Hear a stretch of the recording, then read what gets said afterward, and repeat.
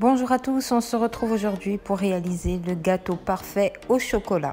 Alors je commence par la ganache montée, donc il vous faudra 250 g de chocolat noir et 250 g de crème liquide entière. Donc vous versez les deux ingrédients dans un saladier, vous déposez au micro-ondes et quand c'est bien chaud, vous remuez le tout à l'aide d'un fouet ou d'une cuillère magique.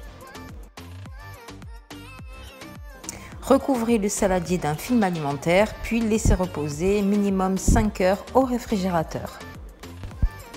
Pour le cake, commencez par casser 4 œufs dans le bol de votre robot, ajoutez les 120 g de sucre, puis montez le tout au fouet jusqu'à ce que la préparation blanchisse et triple de volume.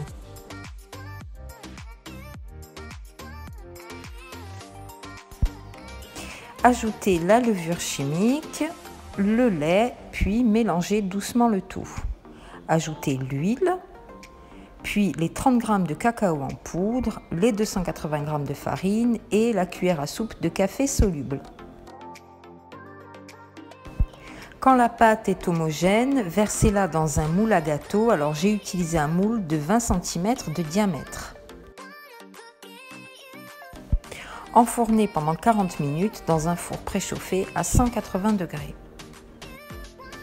À la sortie du four, laissez entièrement refroidir votre gâteau, puis coupez-le en deux. Récupérez votre ganache qui doit être bien froide, puis donnez-lui quelques tours de fouet. Alors allez-y doucement, il ne faut pas que ça devienne trop dur.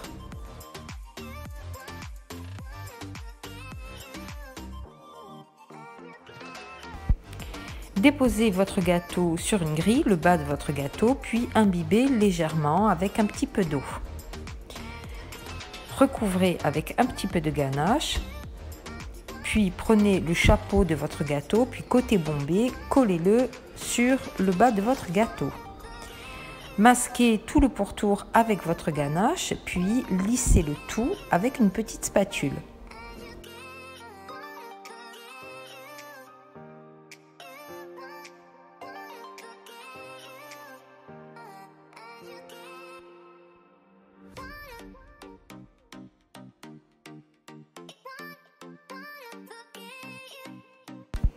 Déposez votre gâteau pendant minimum 2 heures au réfrigérateur. Pour le glaçage, vous aurez besoin de 200 g de chocolat noir et de 200 g de crème liquide entière. Alors vous mélangez les deux ingrédients, vous faites chauffer le tout au micro-ondes et puis vous mélangez jusqu'à ce que le mélange devienne brillant.